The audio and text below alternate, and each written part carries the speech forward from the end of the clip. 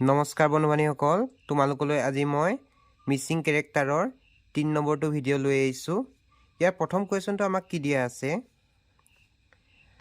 এই প্ৰশ্নবোধক চিহ্নত কি আছে এইটো আমি উলিয়াব লাগে। আমি যদি চাওঁ 4 আৰু 6 প্লাছ কৰি 4 আৰু 6 প্লাছ কৰিলে আমি কিমান পাওঁ? 10 পাওঁ। আৰু তাৰ পৰা 5 আৰু 1 প্লাছ কৰিলে কিমান পাওঁ আমি? 6 পাওঁ। ইয়াৰ পৰা এই সংখ্যাটো আমি বিয়োগ কৰিলে আমি কিমান পাওঁ? 4 পাওঁ। আৰু 4টোক যদি আমি 2ৰে হৰণ কৰোঁ তেনেহ'লে আমি কিমান পাম? 2। আৰু 2টো ক'ত আছে? ইয়াত আছে। ঠিক আছে? ঠিক তেনেদৰে 9ৰ লগত যদি আমি 6 প্লাছ কৰোঁ 9 + 6 কিমান হ'ব? 15 হৈ যাব। ঠিক আছে? আৰু 7 লগত যদি আমি 2 প্লাছ কৰোঁ কিমান হ'ব? 7 + 2 = 9। আৰু 15ৰ পৰা যদি আমি 9 মাইনাছ কৰোঁ তেনেহ'লে আমি পাম 6। আৰু 6ক যদি আমি 2ৰে হৰণ কৰোঁ তেনেহ'লে আমি কিমান পাম? 3। আৰু 3টো ক'ত আছে? ইয়াত আছে। তো ঠিক একেদৰে যদি ইয়াতো আমি এই ৰুলটো প্লে কৰোঁ তেনেহ'লে 19 + 11 কিমান হ'ব? 30 হৈ যাব। ঠিক আছে? আৰু 13ৰ লগত +5 কৰিলে কিমান হ'ব? 18 হৈ যাব। আৰু যদি আমি ইয়াৰ পৰা এই সংখ্যাটো বিয়োগ কৰোঁ তেনেহ'লে আমি কিমান পাম? সেইটো আমি পাম 12। আৰু 12ক যদি আমি 2ৰে হৰণ কৰোঁ তেনেহ'লে কিমান পাম? 6 পাম। তো ইয়াত সেইকাৰণে কি বহিব? 6 বহিব। গতিকে আমাৰ অপশ্যন কোনটো আছে? Option B is the correct answer. মই পুনৰ এবাৰ বুজাই দিছোঁ। এই 4টোৰ লগত 6টো যোগ কৰিলে আমি কিমান পাওঁ? 10 পাওঁ। আৰু 5টোৰ লগত 1 যোগ কৰিলে কিমান পাওঁ? 6 পাওঁ। দুইটা যদি আমি ইটোৰ পৰা ইটো বিয়োগ কৰোঁ তেনেহ'লে 4 পাওঁ। আৰু 4ক যদি আমি 2ৰে হৰণ কৰোঁ তেনেহ'লে 2 এই সংখ্যাটো আমি পাইছোঁ। ঠিক একেই সূত্ৰ মতে এই 9টোৰ লগত যদি আমি 6 প্লাছ কৰোঁ তেনেহ'লে 15 পাওঁ। আৰু এই 7টোৰ লগত যদি আমি এই 2টো প্লাছ কৰোঁ তেনেহ'লে কিমান হ'ব? 9 হ'ব। আৰু এই সংখ্যাটোৰ পৰা এই সংখ্যাটো বিয়োগ কৰিলে আমি কিমান পাওঁ? 6 পাওঁ। আৰু 6টোক যদি আমি ইয়াত যেনেকৈ আমি 2ৰে হৰণ কৰিছিলোঁ ইয়াতো পুনৰ 2ৰে হৰণ কৰিছোঁ তেনেহ'লে আমি কিমান পাইছোঁ? 3 পাইছোঁ। আৰু 3টো ক'ত আছে? ইয়াত আছে। আৰু ঠিক তেনেদৰে আমি যদি নেক্সটটোত চাওঁ তেনেহ'লে 19 লগত যদি আমি 11 প্লাছ কৰোঁ তেনেহ'লে কিমান হ'ব? 30 হৈ যাব। আৰু 13 লগত যদি আমি 5 প্লাছ কৰোঁ তেনেহ'লে কিমান হ'ব? 18 হৈ যাব। আৰু 30 পৰা যদি 18 আমি মাইনাছ কৰোঁ তেনেহ'লে কিমান হ'ব? 12 হৈ যাব। আৰু ইয়াত যেনেকৈ আমি 2 হৰণ কৰিছিলোঁ ঠিক তেনেকৈ ইয়াতো আমি 2 হৰণ কৰিব লাগিব। তেতিয়া আমি কিমান পাম? 6 পাম। তো গতিকে আমাৰ এই মিচিং সংখ্যাটো কিমান হ'ব? 6 হৈ যাব। তো option B is the correct answer. এতিয়া আমি আহিছোঁ নেক্সট কুৱেশ্যনটোলৈ। ইয়াত আমাক কি দিয়া আছে? এটা বক্স দিয়া আছে আৰু এই বক্সৰ ভিতৰত এই প্ৰশ্নবোধক চিনটুকুৰাত কি বহিব তাক আমি নিৰ্ণয় কৰিব লাগে। যদি আমি চাওঁ এই 3টোক যদি আমি 3⁴ কৰোঁ মাইনাছ এই 36টো যদি আমি মাইনাছ কৰোঁ তেনেহ'লে আমি এই মাজৰ সংখ্যাটো পাম। তো 3⁴ যদি 4 কৰোঁ তেনেহ'লে কিমান হ'ব? 81 হ'ব। আৰু 81ৰ পৰা যদি আমি -36 কৰোঁ তেনেহ'লে কিমান হ'ব? 45 হ'ব।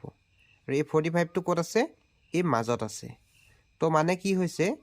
এই 3টোক আমি 3⁴ কৰি এই 36টোক মাইনাছ কৰিলে আমি এই ভিতৰ সংখ্যাটো পাইছোঁ। ঠিক তেনেদৰে আমি ইয়াতো সেই ৰুলটো প্লে কৰিম। তো 2⁴ মাইনাছ 13 ইকুৱেল টু কিমান হ'ব এতিয়া আমাৰ? 2⁴ যদি 4 কৰোঁ তেনেহ'লে হৈ যাব 16। আৰু 16ৰ পৰা যদি আমি 13 মাইনাছ কৰোঁ তেনেহ'লে কিমান হ'ব 3 হ'ব তো মানে কি হৈছে এই 2 টু দি পাৱাৰ 4 কৰি এই 13টো মাইনাছ কৰোঁতে আমি কি পাইছোঁ 3 পাইছোঁ আৰু 3টো ক'ত আছে এই ভিতৰত আছে ঠিক তেনেদৰে যদি আমি ইয়াতো চাওঁ তেনেহ'লে 4 to the power 4 minus 166 equal to কিমান হ'ব আমাৰ এতিয়া 4 টু দি পাৱাৰ 4 কৰিলে কিমান হয় আমাৰ 256 হয় 256ৰ পৰা যদি আমি মাইনাছ 166 কৰোঁ তেনেহ'লে আমি আনচাৰটো পাই যাম এতিয়া আমি বিয়োগ কৰি লওঁ 256 মাইনাছ 166 6ৰ পৰা যদি 6 যায় তেতিয়া কিমান হ'ব 0 আৰু 5 আছে তো 15 হ'ল 15ৰ পৰা 6 গ'লে কিমান হ'ব 9 তো আমাৰ আনচাৰটো কিমান হৈ যাব 90 হৈ যাব তেনেহ'লে এই প্ৰশ্নবোধক চিহ্নত কি বহিব 90 বহিব তো অপশ্যন কোনটো হ'ব আমাৰ option B is the correct answer এতিয়া আমি আহিছোঁ নেক্সট কুৱেশ্যনটোলৈ ইয়াত কি হৈছে ইয়াত প্ৰশ্নটো দিয়া আছে আমাৰ এটা চাৰ্কুল আছে আৰু এই প্ৰশ্নবোধকত কি বহিব তাক আমি নিৰ্ণয় কৰিব লাগে আমি দেখিছোঁ যে এই 5ৰ লগত যেতিয়া আমাৰ 2 পূৰণ হৈছে 5 পূৰণ 2 ইকুৱেল টু 10 হৈছে ঠিক তেনেদৰে এই 7 লগত 2 পূৰণ হওঁতে ইয়াত কিমান হৈছে 14 হৈছে ঠিক তেনেদৰে যদি আমি চাওঁ এই 9ৰ লগত 2 পূৰণ কৰিলে কিমান হ'ব 18 হৈ যাব এইটো একেবাৰে বেছিক আছিলে তো ইয়াৰ আনচাৰটো কিমান হ'ব 18 হৈ যাব তো option A is the correct answer এতিয়া আমি আহিছোঁ নেক্সট কুৱেশ্যনটোলৈ ইয়াত কি দিয়া আছে আমাৰ কেইটামান সংখ্যা দিয়া আছে এই সংখ্যাকেইটা কেনেধৰণে একাদিক্ৰমে আগবাঢ়ি গৈছে আমি তাক চাব লাগিব এতিয়া যদি আমি চাওঁ এই 15ৰ পৰা 31টো কেনেকৈ হৈছে আমি যদি চাওঁ তেনেহ'লে ইয়াত কি হৈছে 15 পূৰণ 2 ইকুৱেল টু কিমান হয় 30 লগত যদি 1 প্লাছ কৰোঁ তেনেহ'লে কিমান হৈছে 31 হৈছে এইটো আমি পাই গ'লোঁ তো এতিয়া যদি আমি নেক্সটটো চাওঁ আকৌ 31 লগত কি হৈছে 2 পূৰণ হৈছে 2 পূৰণ হোৱাৰ লগে লগে কিমান হ'ব ইয়াত হৈ যাব 63 আৰু 63 লগত যদি আমি নহয় সৰি এইটো ভুল হৈ গ'ল 31 লগত যেতিয়া আমি 2 পূৰণ কৰিম তেতিয়া হ'ব আমাৰ 62 আৰু 62 লগত যদি আমি 1 প্লাছ কৰোঁ তেনেহ'লে হৈ যাব 63 এতিয়া যদি আমি নেক্সটটো চাওঁ তেনেহ'লে 63 লগত যদি আমি 2 পূৰণ কৰোঁ তেনেহ'লে কিমান হ'ব 126 হ'ব আৰু 126ৰ লগত যদি আমি 1 প্লাছ কৰোঁ তেনেহ'লে কিমান হ'ব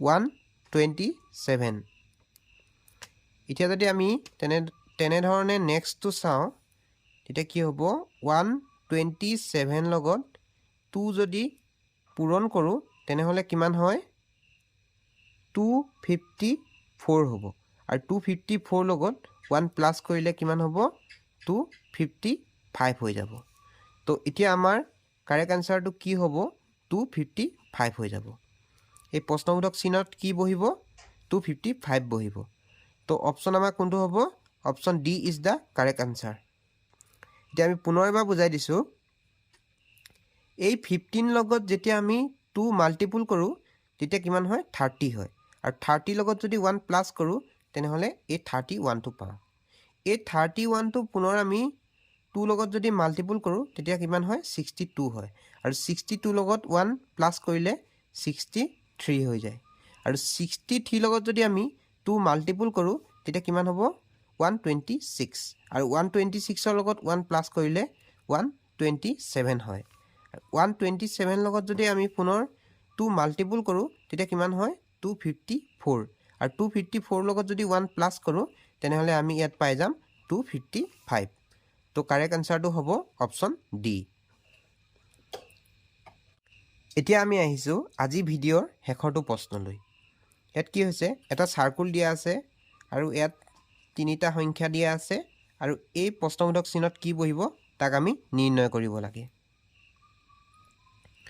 যদি আমি ইয়াত চাওঁ তেনেহ'লে এই 594ক যদি আমি 3ৰে হৰণ কৰোঁ তেনেহ'লে কিমান হয় আমাৰ আনসাৰ 198 হয় তো আমি ইয়াৰ পৰা এই সংখ্যাটো আমি পাই গ'লো যদি আমি এতিয়া নেক্সট চাওঁ তেনেহ'লে 198ক যদি আমি 3ৰে হৰণ কৰোঁ তেনেহ'লে কিমান পাওঁ 66 তো আমি ইয়াৰ পৰা এই সংখ্যাটো পাই গ'লো এতিয়া আমি তেনেহ'লে এই সংখ্যাটোৰ পৰা এই সংখ্যাটো পাব লাগিব তেনেহ'লে আমি কি কৰিব লাগিব 66ক আমি 3ৰে হৰণ কৰিব লাগিব তেতিয়া আমাৰ কি হ'ব 3 2 গুণ 6 3 2 গুণ 6 তো আমি আনসাৰটো কিমান পাম 22 ইয়াৰ কাৰেক্ট আনসাৰটো কোনটো হ'ব option C is the correct answer পুনৰবাৰ মই বুজাই দিছোঁ এই 594ক